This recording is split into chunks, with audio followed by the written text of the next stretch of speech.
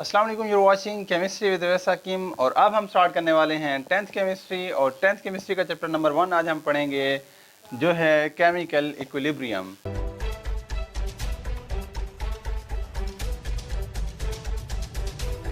Chemical equilibrium के कुछ topic आज हम डिस्कस करेंगे। तो first of all, what is a reaction? Basically a reaction क्या होता है ये हम देखेंगे, फिर केमिकल इक्विलिब्रियम की तरफ आएंगे। So a reaction is a chemical change.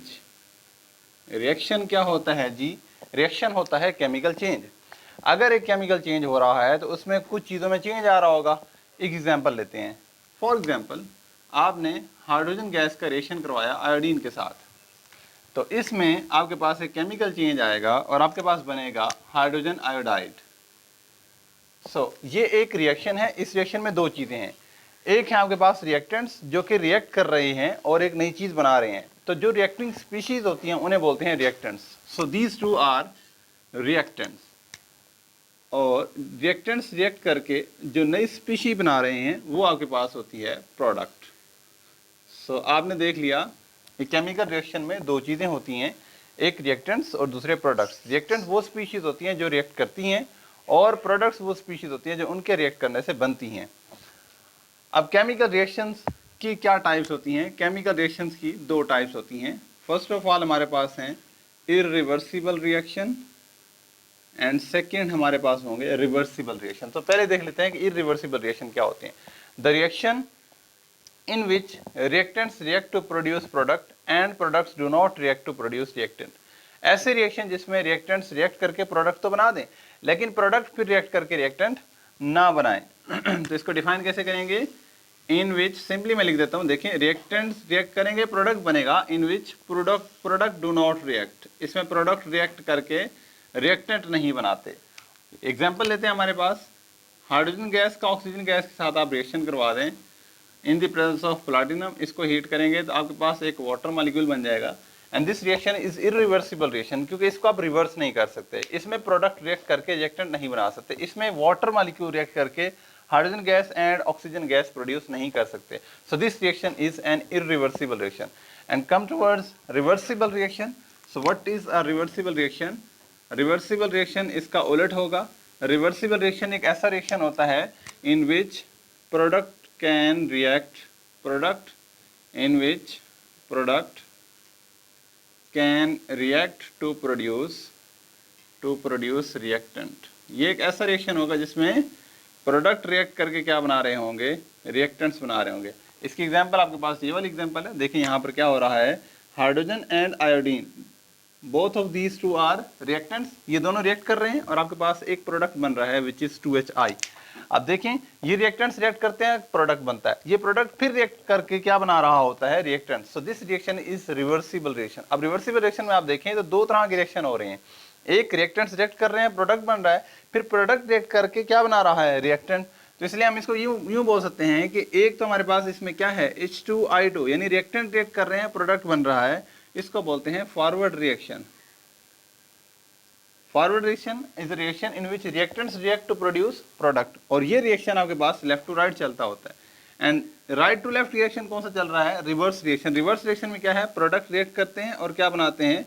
Reactant. तो यहाँ पर आपने दो और टाइप्स देख ली कि रिवर्सिबल रिएक्शन में दो रिएक्शन हो रहे होंगे, एक फॉरवर्ड रिएक्शन होगा और एक रिवर्स रिएक्शन होगा। फॉरवर्ड रिएक्शन में रिएक्टेंट्स रिएक्ट कर रहे होंगे और प्रोडक्ट बना रहे होंगे, और रिवर्स रिएक्शन में प्रोडक्ट रिएक्ट कर रहे होंगे और रिएक्टेंट्स बना रहे होंगे। अब इसको हम जरा डिटेल से देखते हैं, रिवर्सिबल रिएक्शन को। एग्जाम्पल ले लेते हैं हम, इसी एग्जाम्पल को जरा समझते हैं। तो आपके पास यहाँ पर जो हाइड्रोजन होती है ये कलरलेस होती है, इसका कोई कलर नहीं होता, दिस इज कलरलेस। तो आप एक मेजरिंग फ्लास्क के अंदर ऐड कर देते हैं हाइड्रोजन गैस, और इसमें ऐड कर देते हैं आयोडीन गैस। जैसे आप आयोडीन गैस इस मेजरिंग फ्लास्क में ऐड करेंगे तो मैंने देखा फ्लास्क को बंद किया हुआ है, फ्लास्क क्या है? क्लोज है, ओपन नहीं है ये। तो जैसे आप मेजरिंग फ्लास्क में आयोडीन गैस फिल करेंगे, आयोडीन गैस का जो कलर होता है वो पर्पल होता है। तो यहाँ पर आपको एक पर्पल कलर नजर आएगा। बट ये दोनों क्या करेंगे? रिएक्ट करेंगे। जब ये रिएक्ट करेंगे तो आपके पास HI प्रोड्यूस होगा, और HI क्या होता है? कलरलेस होता है। सो होगा क्या, यहाँ आप ऑब्जर्व करेंगे कि जैसे जैसे ऊपर से आप आयोडीन ऐड कर रहे होंगे तो आयोडीन आते हुए तो आपको पर्पल नजर आएगी, लेकिन जब नीचे आएगी यहाँ रिएक्ट कर लेगी और हाइड्रोजन आयोडाइड बन जाएगा तो यहाँ कलर क्या हो जाएगा, ख़त्म हो जाएगा और यहाँ पर आपको कलरलेस सोल्यूशन नज़र आ रहा होगा। एक और एग्जाम्पल देखते हैं। रिएक्शन लिखता हूँ, रिएक्शन आपके पास CaCO3, इसको आप हीट करें और बना दें CaO एंड CO2।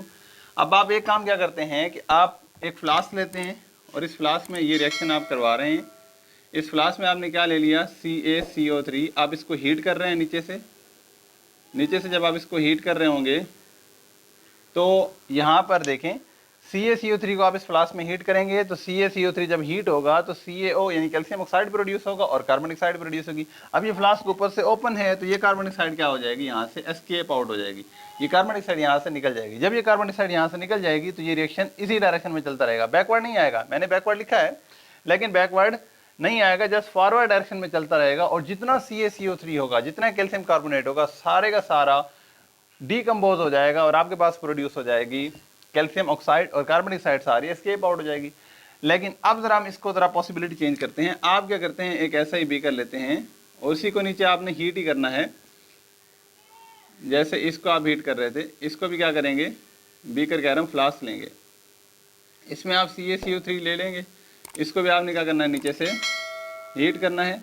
यहाँ पर भी यही रिएक्शन हो रहा होगा, लेकिन ये फ्लास्क ऊपर से बंद है। जब ये फ्लास्क बंद है तो CO2 जो यहाँ प्रोड्यूस हो रहा है वो एस्केप आउट नहीं हो सकता, वो बाहर नहीं जा सकता, बल्कि वो फ्लास्क के अंदर ही रहेगा। जब CO2 बाहर नहीं जा सकता और फ्लास्क के अंदर ही रहेगा तो वो CO2 इसमें बनने वाले CaO यानी कैल्शियम ऑक्साइड के साथ रिएक्ट करना शुरू कर देगा। जब ये इसके साथ रिएक्ट करना शुरू कर देगा तो ये दोनों रिएक्ट करके क्या बनाना शुरू कर देंगे, कैल्शियम कार्बोनेट। दोबारा समझते हैं, एक क्लोज फ्लास्क के अंदर आपने कैल्शियम कार्बोनेट लिया, उसको हीट किया, हीट करेंगे प्रोड्यूस होगा calcium oxide and carbon dioxide. Carbon dioxide बाहर तो जा नहीं रही क्योंकि आपने फ्लास्क को क्या किया हुआ है, क्लोज। जब कार्बन डाइऑक्साइड बाहर नहीं जा रही तो कार्बन डाइऑक्साइड इसमें प्रोड्यूस होने वाले कार्बन ऑक्साइड के कैल्शियम ऑक्साइड के साथ रिएक्ट करेगी। जब ये इसके साथ रिएक्ट करेगी तो ये प्रोड्यूस करेगी कैल्शियम कार्बोनेट। जब देखें प्रोडक्ट रिएक्ट करके कैल्शियम कार्बोनेट यानी प्रोडक्ट रिएक्ट करके रिएक्टेंट बनाना शुरू कर देंगे तो रिवर्स रिएक्शन स्टार्ट हो जाएगा। अब शुरू में फॉरवर्ड रिएक्शन चल रहा था, लेकिन आहिस्ता आहिस्ता क्या हुआ, रिवर्स रिएक्शन स्टार्ट होना शुरू हो गया। अब रिवर्स रिएक्शन स्टार्ट होगा तो आपके पास क्या प्रोड्यूस होना शुरू होगा, कैल्शियम कार्बोनेट प्रोड्यूस होना शुरू हो गया। अब देखें शुरू में सिर्फ क्या हो रहा था, forward reaction, calcium carbonate break हो रहा है और क्या बन रहा है आपके पास, कैल्शियम ऑक्साइड और कार्बन डाइऑक्साइड।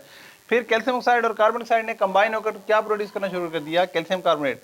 अब शुरू में जो रिवर्स रिएक्शन होगा उसका रेट बहुत स्लो होगा, बहुत कम कार्बन डाइऑक्साइड और कैल्शियम ऑक्साइड मिलकर कैल्शियम कार्बोनेट बना रहे होंगे। लेकिन आहिस्ता आहिस्ता रिवर्स रिएक्शन का रेट भी क्या होगा, स्पीड अप होना शुरू हो जाएगा और वो इक्वल हो जाएगा फॉरवर्ड रिएक्शन के रेट के। और अब आपके पास क्या होगा, जब फॉरवर्ड रिएक्शन और रिवर्स रिएक्शन का रेट इक्वल हो जाए तो आपके पास एक स्टेट आ जाती है और उसको बोलते हैं केमिकल इक्विलिब्रियम स्टेट, सॉरी उसको बोलते हैं डायनामिक इक्विलिब्रियम स्टेट। अब डायनामिक इक्विलिब्रियम स्टेट फिर दो तरह के होते हैं, हम जरा समझते हैं। इसको पहले ग्राफ देख लेते हैं। देखिए इस ग्राफ में आपने क्या किया, आपने इस साइड पे ले लिया टाइम और इस साइड पे ले लिया रेट ऑफ रिएक्शन। देखें शुरू में क्या था शुरू में देखें तो आपके पास यहाँ पर मैं बना देता हूँ CaCO3 बना देते हैं, ठीक है जी।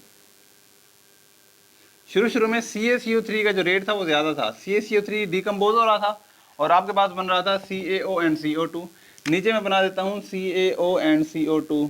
तो CaO एंड CO2 शुरू में बहुत कम थे, मतलब ये रिएक्ट कर ही नहीं रहे थे, इनका रेट निग्लिजिबल था। लेकिन आहिस्ता आहिस्ता इनका रेट क्या हुआ, इंक्रीज हुआ और एक वक्त आया जब इन दोनों का रेट क्या हो गया, इक्वल हो गया। ये पॉइंट जब इन दोनों का रेट इक्वल हो जाएगा तो इस पॉइंट को बोलेंगे केमिकल इक्विलिब्रियम या इसको बोल सकते हैं डायनामिक इक्विलिब्रियम। अब आप कह रहे हैं भाई दो बातें कर रहे हैं आप, कभी कहते हैं डायनामिक इक्विलिब्रियम, कभी कहते हैं केमिकल इक्विलिब्रियम। जब दो फोर्सेस इक्वल हो जाएं किसी बॉडी पर तो उस पर नेट फोर्स 0 होती है, तो वो आपके पास होता है डायनामिक इक्विलिब्रियम। फिर डायनामिक इक्विलिब्रियम की 2 टाइप्स होते हैं, जरा देखेंगे यहाँ पर। डायनामिक इक्विलिब्रियम क्या है, डायनामिक इक्विलिब्रियम पर क्या हो रहा है कि जो फॉरवर्ड रिएक्शन का रेट है और जो रिवर्स रिएक्शन का रेट है वो इक्वल हो जाता है। अब डायनामिक इक्विलिब्रियम की 2 टाइप्स हैं। एक आपके पास होता है static equilibrium. Static equilibrium just like कि एक बिल्डिंग है, उस बिल्डिंग के ऊपर जो ऑल फोर्सेज एक्ट कर रही हैं उनका रिजल्टेंट 0 है। बिल्डिंग के ऊपर जो भी फोर्सेज एक्ट कर रही हैं उनका रिजल्टेंट क्या है, 0 है। इसलिए बिल्डिंग ना राइट बेंड होगी, ना लेफ्ट, ना ऊपर ना नीचे, बिल्डिंग बल्कि वहीं पे रहेगी क्योंकि नेट फोर्स क्या है उसके ऊपर 0 है। अब देखें ये पेन आपके पास यहाँ अवेलेबल है, इस बोर्ड मार्कर के ऊपर इधर से भी एक फोर्स लग रही हो और इधर से भी एक फोर्स लग रही है, अब दोनों फोर्सेस इक्वल हो तो नेट फोर्स जीरो होगी, ना ये इधर जाएगी ना ये इधर जाएगी। तो यही एग्जांपल होती है बिल्डिंग्स के ऊपर और किसी भी चीज के ऊपर जो स्टैटिक है, जो रुकी हुई है, उसके ऊपर जो इक्विलिब्रियम है वो स्टैटिक इक्विलिब्रियम है। और जो रिएक्शन की बात कर रहे हैं उसमें फॉरवर्ड रिएक्शन हो रहा है एंड रिवर्स रिएक्शन भी हो रहा है, मींस रिएक्टेंट रिएक्ट करके प्रोडक्ट बना रहे हैं और प्रोडक्ट भी रिएक्ट करके रिएक्टेंट बना रहे हैं, लेकिन हमें ऐसा लग रहा है कि कोई रिएक्शन नहीं हो रहा। We see that the reaction is stopped, but chemical equilibrium पर रिएक्शन स्टॉप नहीं होता, but rate of forward reaction becomes equal to the rate of reverse reaction. Chemical equilibrium पे क्या होता है, फॉरवर्ड रिएक्शन का रेट रिवर्स रिएक्शन के rate के इक्वल हो जाता है, रिएक्शन स्टॉप नहीं होता। क्लियर हो गई बात? आगे चलते हैं जी, macroscopic characteristics of dynamic equilibrium. इनको देखेंगे जी, macroscopic characteristics of dynamic equilibrium, जिसमें सबसे पहली कैरेक्टरिस्टिक जो है इसकी कि dynamic equilibrium can be achieved from either side.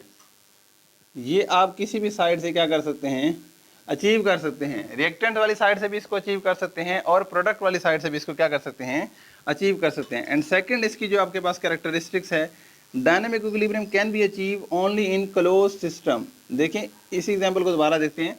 जब मैंने कहा था कैल्शियम कार्बोनेट को हम हीट करेंगे, लेकिन ऊपर से हमने फ्लास्क को ओपन किया हुआ है, तो सारी की सारी कार्बन डाइऑक्साइड बाहर निकल जाएगी और ये रिएक्शन फॉरवर्ड डायरेक्शन में कंप्लीट हो जाएगा, रिवर्स रिएक्शन होगा ही नहीं। जब रिवर्स रिएक्शन नहीं होगा तो कोई डायनामिक इक्विलिब्रियम का कंसेप्ट है ही नहीं। तो dynamic equilibrium can be achieved only in close system. Third one देखें, तो अब एक इक्विलिब्रियम आ चुका है, इक्विलिब्रियम अटेन हो चुका है क्लोज सिस्टम के अंदर, उस इक्विलिब्रियम को क्या कर सकते हैं, डिस्टर्ब कर सकते हैं। Equilibrium can be disturb, equilibrium को डिस्टर्ब किया जा सकता है and can be achieved, can be disturb and again achieve. एक बार इसको डिस्टर्ब भी कर सकते हैं और दोबारा इसको अचीव भी किया जा सकता है। क्लियर होगी बात? ये कि डायनामिक इक्विलिब्रियम के ऊपर रिएक्शन जो है वो does not stop, reaction stop नहीं होगा, रिएक्शन स्टॉप नहीं होगा, बल्कि forward reaction and reverse reaction का रेट क्या हो जाता है, equal. Reaction does not stop but forward and reverse reaction का रेट क्या हो जाता है, वो इक्वल हो जाता है। और अगली बात, यहाँ पर प्रोडक्ट और रिएक्टेंट की जो कंसंट्रेशन है, जो इसकी प्रोडक्ट की कंसंट्रेशन और रिएक्टेंट की कंसंट्रेशन है, वो इक्वल नहीं होती, वो इक्वल नहीं होती। कैरेक्टरिस्टिक क्या है, ये किसी भी साइड से अचीव कर सकते हैं, क्लोज सिस्टम में अचीव कर सकते हैं इसको, इक्विलिब्रियम को डिस्टर्ब भी किया जा सकता है, दोबारा भी अचीव भी किया जा सकता है। रिएक्शन स्टॉप नहीं होता, बल्कि फॉरवर्ड एंड रिवर्स रिएक्शन जो है वो सेम रेट पर अपोजिट डायरेक्शन में टेक प्लेस कर रहे होते हैं। और प्रोडक्ट की कंसंट्रेशन रिएक्टेंट की कंसंट्रेशन के बराबर नहीं होती, हमेशा प्रोडक्ट ज़्यादा ही होते हैं। इसलिए तो देखा था कि शुरू में फॉरवर्ड रिएक्शन का रेट क्या था, ज़्यादा था, और रिवर्स रिएक्शन का रेट कम था। आहिस्ता आहिस्ता रिवर्स रिएक्शन का रेट इंक्रीज़ हुआ और फॉरवर्ड रिएक्शन का रेट डिक्रीज़ हुआ। तो ये था आज के लिए, इतना ही काफ़ी है। देखें अब इसमें हमने क्या क्या सीखा। हमने इसमें ये देखा रिएक्शन क्या होता है, रिएक्शन की दो टाइप्स देखी। इरिवर्सिबल रिएक्शन वो रिएक्शन होता है जिसमें प्रोडक्ट रिएक्ट करके रिएक्टर नहीं बना रहे, जस्ट रिएक्टेंट रिएक्ट किया, प्रोडक्ट बना, बात खत्म। रिवर्सिबल रिएक्शन वो रिएक्शन होता है जिसमें रिएक्टेंट्स रिएक्ट करके प्रोडक्ट बनाते हैं, तो प्रोडक्ट दोबारा रिएक्ट करके रिएक्टेंट भी बना देते हैं। रिवर्सिबल रिएक्शन में देखें दो रिएक्शन नजर आ रहे हैं, एक फॉरवर्ड एंड एक रिवर्स। फॉरवर्ड रिएक्शन वो रिएक्शन है जिसमें रिएक्टेंट ने रिएक्ट किया, प्रोडक्ट बना, लेफ्ट टू राइट चलता है, पहले ये बहुत फास्ट होता है, आहिस्ता आहिस्ता स्लो हो जाता है। रिवर्स रिएक्शन में प्रोडक्ट ने रिएक्ट किया, रिएक्टेंट बनाया, left to right, right to left चला। शुरू में बहुत इसका रेट निग्लिजिबल था, आहिस्ता आहिस्ता ये स्पीड अप हो गया और एक वक्त आकर दोनों का रेट इक्वल हो जाएगा और उस पॉइंट को बोलेंगे केमिकल इक्विलिब्रियम, केमिकल इक्विलिब्रियम या डायनामिक इक्विलिब्रियम। डायनामिक इक्विलिब्रियम दो टाइप्स का होता है, static equilibrium, chemical equilibrium. Static equilibrium चीज़ रुकी हुई है, उसके ऊपर ना वो इस तरफ जा रही है ना वो इस तरफ जा रही है, चीज़ रुकी हुई है, क्योंकि फोर्सेज जो है उसके ऊपर वो इक्वल है, तो इसलिए उसके ऊपर नेट फोर्स जीरो है। केमिकल इक्विलिब्रियम में क्या होगा, फॉरवर्ड रिएक्शन हो रहा होगा, रिवर्स भी हो रहा होगा, बट रेट दोनों का इक्वल होगा, इसलिए हमें लगेगा रिएक्शन स्टॉप हो गया, बट रिएक्शन स्टॉप नहीं होगा। दो एग्जांपल हमने देख ली, हाइड्रोजन आयोडाइड वाली एग्जांपल देख ली और कैल्शियम कार्बोनेट वाली देख ली, और फिर कुछ माइक्रोस्कोपिक कैरेक्टरिस्टिक्स देखी हमने केमिकल इक्विलिब्रियम या डायनामिक इक्विलिब्रियम की। तो इस वीडियो में इतना ही। अगर कोई क्वेश्चन है तो आप कमेंट से पूछ सकते हैं, कोई सजेशन है वो भी कमेंट से दे सकते हैं। मिलते हैं नेक्स्ट वीडियो में। अगर वीडियो पसंद आई है तो इसको लाइक करें, दोस्तों के साथ शेयर करें, चैनल पर नए हैं चैनल को सब्सक्राइब करें। मिलते हैं नेक्स्ट वीडियो में, तब तक के लिए अल्लाह हाफिज़।